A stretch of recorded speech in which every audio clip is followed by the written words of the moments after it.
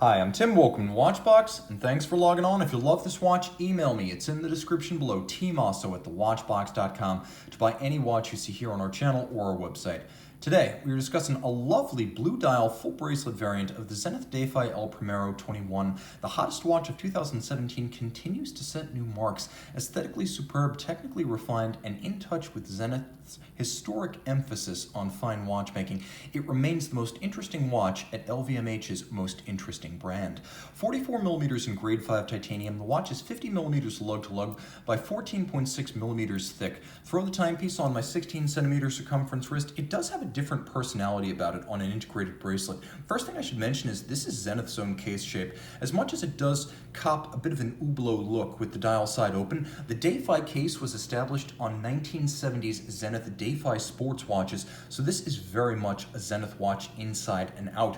Now the watch is light. Being grade 5 tie, it's more scratch resistant than grade 2. It's actually just as scratch resistant as steel, but it's considerably lighter. I can recommend it for a wrist as small as 14 centimeters in circumference. The timepiece features that full bracelet, which is a good looking piece. As you can see, it's fully integrated into the sweep and swell of the lugs. All in grade 5, it alternates between polished highlights and satin finished primary surfaces. You can see there's also polishing between the intermediate links, which is a nice detail. Working our way down to the clasp, you can see it is double deployant with twin triggers, so that gives you security. You have to depress both triggers to open it up. It can't accidentally pop open. Now, taking a look at the case, you can see that it's a combination of polished beveling and satin finish, giving it the appearance almost of a cut gem. It dazzles in the light. The highlights are well chosen, and the satin as the dominant and majority finish is also judicious use of the stylist's pen and eye. The dial, all open, showing you the machine within. And that's convenient because there are two movements in this watch. One of them has a 50-minute power reserve and it's manually wound. It has an escapement that operates at 360,000 vibrations per hour or 100 beats a second. This manual wind high-beat escapement propels the fauteuil, which makes one circuit of the dial every second, allowing you to read 1/100th of a second if you have the reaction time. We'll resume that for a moment.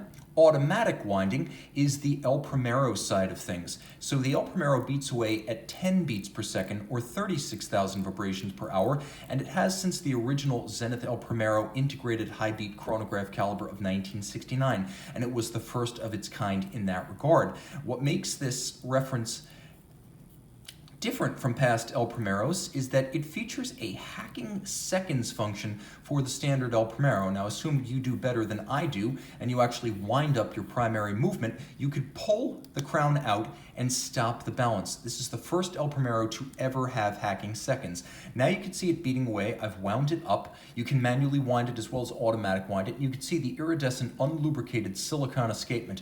Another innovation here. You can appreciate the fact that with the silicone escape wheel and anchor, you can go years, 5 to 10 years between overhauls, and that's the idea of a silicone escapement. The nice thing here is that you have two separate barrels, and one side of the movement can operate without the other. So you have 50 minutes and 50 hours. And as you can see, when I stop the balance for the El Primero, the chronograph continues to run.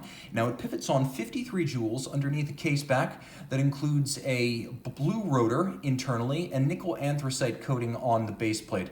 So it is a unidirectional winder, and that's different from past El Primeros, which were always bidirectional winders. It is also a COSC certified Swiss chronometer, so it is a very accurate watch. Let's see if we can do a little bit more to highlight this watch here. And you can see that the rotor itself features the Zenith Star logo. It's an impressive piece and technically accomplished, secure and safe against the water with water resistance of 100 meters. It is a very imposing watch with a distinctive voice. I'm going to hold it up to the speaker, or the mic I should say here. Let me know if you can hear it. In person, the chronograph is very audible, and against the ear, it has 2 heartbeats, 100 and 10 beats per second. Email tmosso at thewatchbox.com for purchase and pricing details of this full integrated bracelet, Defy El Primero 21. And we're back with the Defy El Primero 21.